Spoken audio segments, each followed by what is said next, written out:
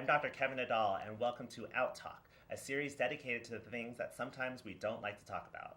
Today we're going to focus on some of the current issues affecting the lesbian, gay, bisexual, and transgender, or LGBT community. Now, I should start by outing myself as part of this community in case you couldn't tell by my fabulousness. I identify as an out and proud gay man. I came out when I was in my 20s, and at the time, it was the hardest thing I ever had to do. See, I grew up in a very traditional Catholic Filipino-American family, and I had no LGBT role models. I didn't know that being gay was okay or that I could live a very happy and healthy life as a gay man. I was convinced that I could live in the closet or that I would marry a woman and pretend to be straight just so that I could make my parents proud. I don't know how we were going to reproduce because the thought of having sex with a woman terrified me, but that's what I thought I was supposed to do. So I did what most closeted and confused people do when they struggle with their LGBT identity. I moved to New York. When I moved to New York about 12 years ago, I was pretty naive about what it meant to be a part of the LGBT community. Like most freshly out gay men in their 20s, it was much more important for me to meet others who were like me, to go to bars and get drunk, to have men buy me drinks, and to somehow find someone to hook up with. You see, back then we didn't have Grindr. We actually had to meet in person, or sometimes on AOL. In my 20s, all I could think about was having a good time and trying to figure out who I was. And it wasn't until I was finally comfortable in my own skin that I was able to really focus on LGBT issues. I think part of this reason why I was so unaware of LGBT issues is because it's something that most families and communities don't like to talk about.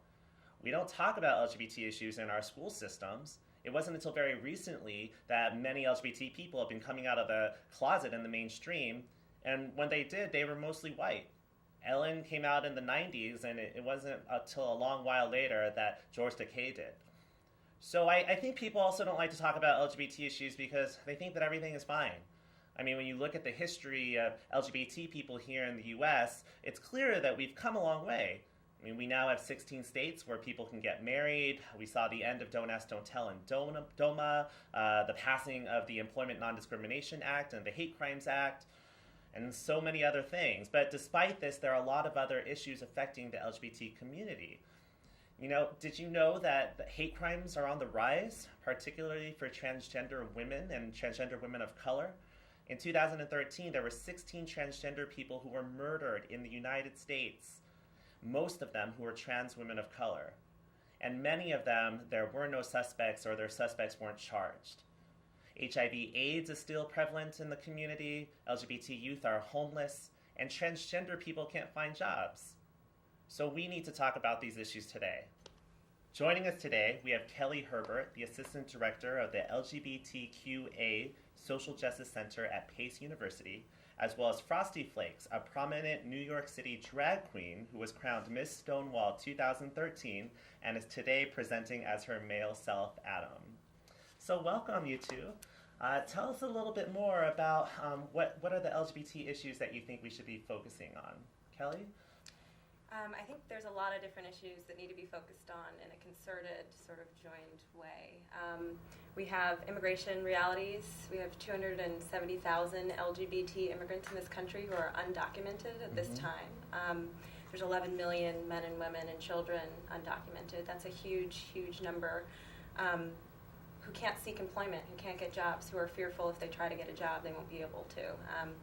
Asylee issues. At Pace University, we have individuals who just sought asylum from countries in which you can be stoned to death for being LGBT. Yet when they get to this country, the resources aren't there to help them get into college. It's just more of survival resources rather than thriving resources. So more funds need to be put into that. And in terms of trans issues and realities, we need to look at the trans community not as this monolith, but to look at the individual portions of this community. Trans women of color, as you stated, are disproportionately impacted by police brutality, prejudice, and a variety of other things, including hate crimes. So I can't say there's one thing, but I would say LGBT homelessness and a variety of other things. There's so much that we see at Pace in and of itself that we just need to address, and it can't be a competition. We need to work together. And I think you bring up a really good point, is that when we talk about the LGBTQ community, we're talking about this huge umbrella of so many different people, and yet there are so many different issues that are affecting all of these folks. What happens a lot of times is that people think that there is this one issue that affects the community. So, for example, this past year has been focused a lot on marriage equality, but yet with all these other folks in the community, where they're not worrying about getting married at all, they're worrying of just trying to survive and trying to not be the victims of hate crimes. Any thoughts, Adam? I agree wholeheartedly. I don't think there's just one issue that can be prioritized. For me, the whole reason I got behind the gay rights movement, and I even started to care to begin with, was probably marriage equality. That was the one that kind of lit the fire under my butt. 2 years ago, when we were fighting for marriage equality so hard here in New York, that's when I started to go to more protests, more rallies. I even went up to Albany during their time when they were voting on whether or not we were going to have marriage equality. And then after that, I felt like there was a shortage of support in the LGBTQ community, and that's when I was doing a lot of research and finding out everything you were talking about. There's just so much more that we really need to work on. Homelessness in the LGBTQ community, and it's just like nobody seems to want to care. They want to turn a blind eye to homeless people in general, and then especially, if they're a minority. So there's just not one issue. There's so many to work on. Yeah, and one thing that I noticed is that there are so many people that have been very passionate in advocating for marriage equality, and now that it's been successful in a lot of places, especially here in New York, it's been passed for a couple of years now. That fire, that energy that went towards marriage equality isn't necessarily going towards things like youth and homelessness and trans issues and that sort of thing. What are your thoughts on that, Kelly? I think that's a pretty true statement. I think complacency is something that happens after a big win. But two things. First, the win isn't a definitive win, right? Because Section 2 of DOMA still remains, which means that if a state doesn't want to recognize your legal marriage, they don't have to. So in the event that you divorce or have children, you wouldn't even have a right, if you're not the biological parent, to seek custody or visitation of your own child. Those are very real things that are happening. However, there's so many other things, and I don't think that we can sort of rank them. However, with the reality that there's LGBT homeless youth on the street right now, there's people being murdered just for being trans, walking while trans. We need to do something about those things now. We can't not do that. We have to find a way to work together, to take all these diverse voices and work together in a concerted fashion. I think that we can do it all. We have to do it together, though.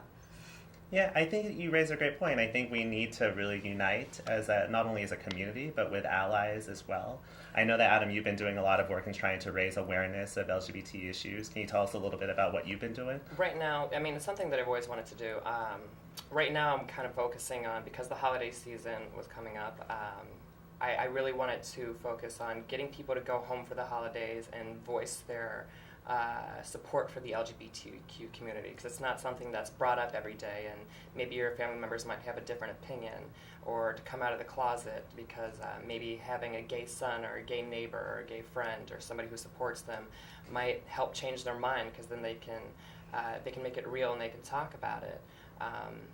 That's the things that I've been working on right now. But what you're going back to what we were talking about before with the complacency. One thing that I've definitely noticed in our community, and it's kind of upsetting, is that for us to get any kind of fire under our butt, there has to be almost a tragedy inside of our community.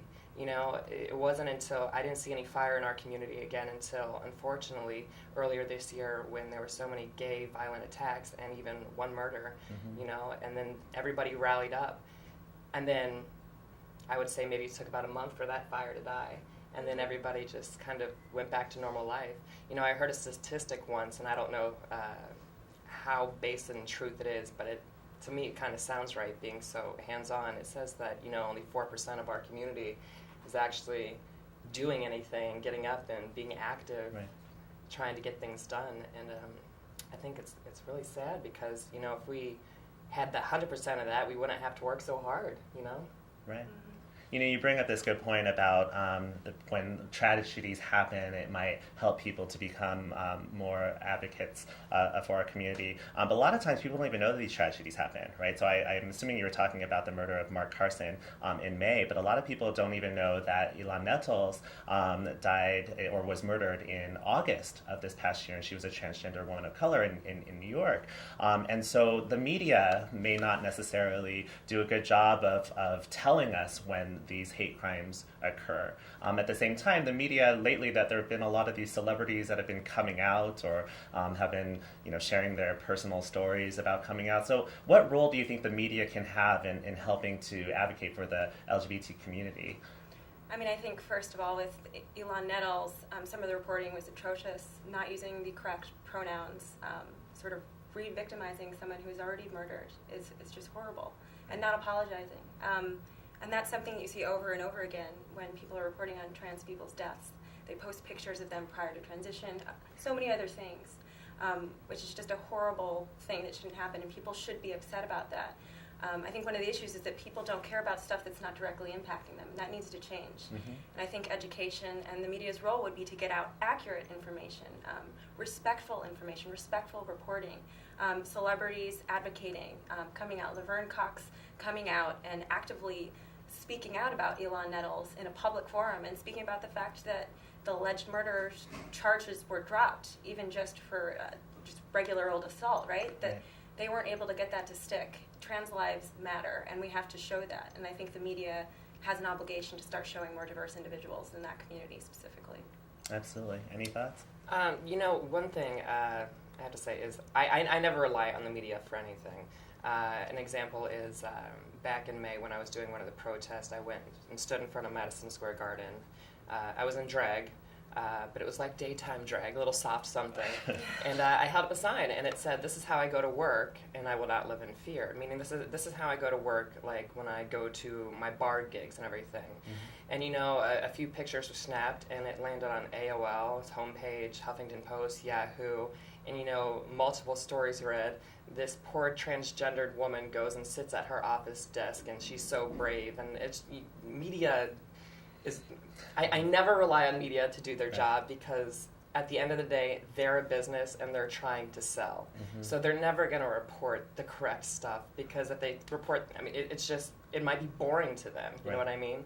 They're trying to sell something, and if it's not accurate, they don't care. So I always, I make sure that I do more research myself. I would say one thing that's very important to do is we should not rely on media to tell us what's going on in society. Mm-hmm. What we should do is we should break out our own magnifying glass, and we should research daily what's going on in our community and find out from multiple sources to find out what the actual truth is. Mm-hmm. Right now, one of the biggest things going on is social media, Facebook, reporting so much falsehoods. Mm-hmm. One big one is the Salvation Army. So many people think that the Salvation Army are like these monsters that want gays to die, when that's absolutely not true. Mm-hmm. It was one isolated incident where somebody within inside the company was quoting something from a Bible from 100 years ago that wanted, that said X, Y, and Z should be stoned if they were this. Mm-hmm. But they never said we want gay people to die. And it was one isolated incident. But because of that, it got blown out of proportion, mm-hmm. and then it grows into don't support the Salvation Army because they want us to die. If you would do your research, you'd find out that's not true. So it is important for us to do our research, for us to not only rely on media, but what about educational systems and our families? How can we educate people on LGBTQ issues, particularly our allies, as well as people who aren't quite our allies, but maybe might not be as informed of LGBT issues? So I work at Pace University, and one of the things is offering academic classes where you get actual credit. We worked really hard on getting a queer studies minor passed, and we also offer trans-related studies, not as a minor yet, but we're working on it. Just having those things says something. It says something. As an institution, we support this. We believe that this is valuable information. And education and increased exposure to the LGBT community and all the diverse folks is directly correlated to more positive and more affirming feelings about the LGBT community, right? So not having information, the only thing you have then are the stereotypes that are perpetuated through the media and through a variety of other means including our families, right, who also might not be so good about these things. Right. So it's important to have these conversations if you can. It's important to talk about safety with people. Maybe you can't have these conversations, but to find an outlet for people to get that need, to have the valuable parts of themselves met with love and with caring, rather than some of the messages that they might be combating either at home or in their schools and education. Right, and I just got to ask, we always have to ask about the children. How can we make the world a better place for children, not just for those who might be struggling with their sexual orientations or gender identities, but also those that might end up growing up to end up being heterosexual or cisgender? What could we do to teach them to be more accepting and inclusive of all people, and then for the young LGBTQ folks, to feel that it's okay, not just to tell them that it gets better, but what can we do to make it better for them? Thoughts? One thing that I hate is this idea that the LGBT community we are like when you buy a new goldfish and you have to kind of like take it and dip it into the fish tank and you have to let it become acquainted with the other fish before you release it from its bag. Yeah. I feel like sometimes that's what we're trying to do, or that's what media is trying to portray us as, to try warm us up to the general public. And I don't like that idea. What I want one day is just for it to be very simple, just like where it doesn't even have to be explained. Well, what am I supposed to say to my child if he has a gay teacher? You say he's gay and he loves men. It's that simple. I want this to one day not be a thing. Again, back to exposure. I mean, it's such a hard thing to do because a lot of people who have voices sometimes don't speak up. Jodie Foster it took her how many years to get up there and come out as a lesbian, and still, I mean, that wasn't even very clear in her message. It almost was like she had so much fear. But exposure is a hard thing to do because it's not popular to talk about. It's Right. never popular to talk about. For instance, the Sarah McLachlan commercial with the animals. I mean, how many people see that and turn it off right away because it's too much information. It's too real. We don't want to see that. So the minute that somebody of pop culture starts to talk about something real, we kind of like. So it's such a hard thing to do and talk about, which is why I'm trying to reach the homes of the people who already support us and the people who already know that they're gay, to maybe come out to their families, friends, and neighbors. Mm-hmm. So that way we can work from a grassroots base and we can kind of spread that out, because where it might be more accepting here in New York City or in Ohio, it's not so accepting in Texas and, the panhandle of Florida and Georgia and Mississippi, the places where we haven't quite got marriage equality yet, or even the thought of it. Right. So it sounds like there's so much more that we need to do. We're actually out of time. We have so much more to talk about. Maybe we can have you come back and talk more about LGBT issues. So thank you so much.